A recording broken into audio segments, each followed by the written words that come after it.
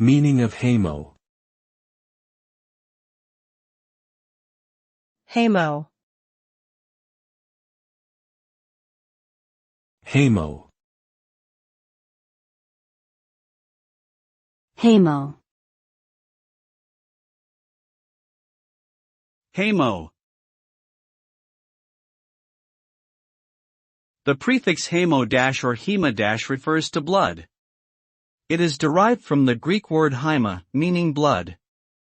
The use of this prefix usually indicates a relationship with components of the blood, such as hemoglobin, hematocrit, or blood cells. In medical terminology, it is often used in reference to conditions related to blood, such as hemophilia, hematology, and hemorrhage. Understanding the meaning of this prefix can help individuals better understand medical terminology and communicate more effectively with medical professionals.